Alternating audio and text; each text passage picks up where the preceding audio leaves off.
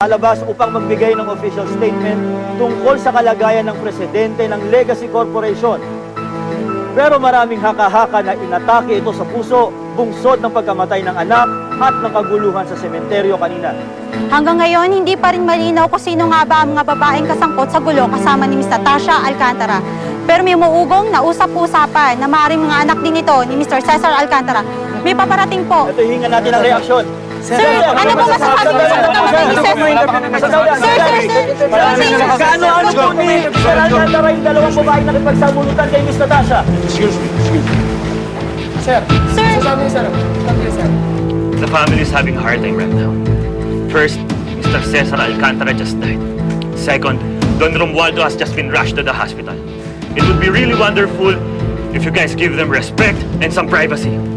I believe that's not too much to ask. Let's go. Sir, Sir. abangan nyo na lang ang statement na ilalabas namin. Thank you. Sir,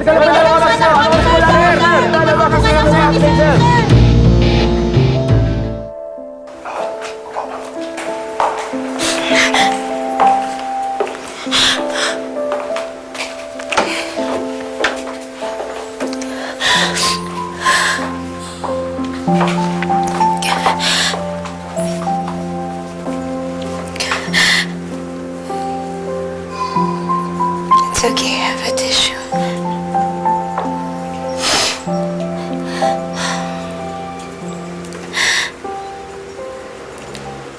Si Daddy at saka si Lolo, ang tunay kong pamilya. I just lost our father. Ayoko pati si Lolo mawala. Kaya din yung nararamdaman ko.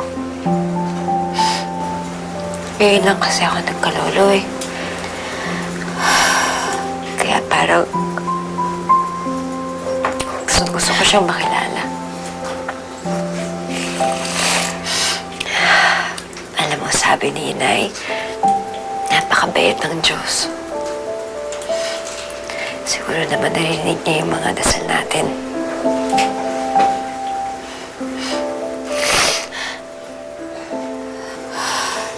Diana, Natasha, gising ng lolo niyo, pinapatawag kayo. Kamusta po siya? Mabuti na ang lagay niya. Huwag kayong mag-alala. Sige. There's nothing to worry about, Iha. It must have been the heat and lack of sleep. But the doctors assured me it's nothing serious. Anyway, kaya kayo pinatawag.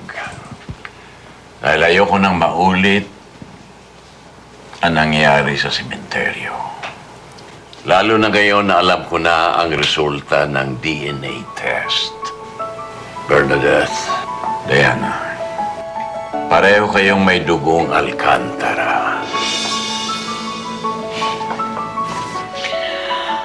Ay, salamat sa Diyos.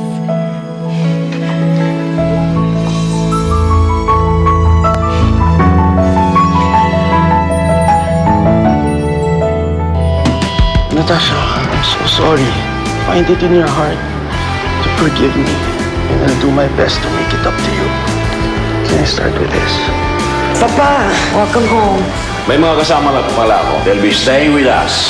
May kasabihan naman po, di ba, na the more the merrier. Tignan natin kung totoo nga. What has gotten into Papa's head?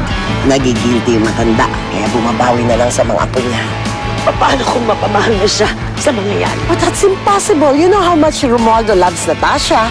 The board feels that there is a vacuum of leadership at Legacy, which needs to be attended to ASAP. I'm well aware of that. And I came to a decision. Panahon na para piliin kung sino mamumuno ng Legacy Corporation.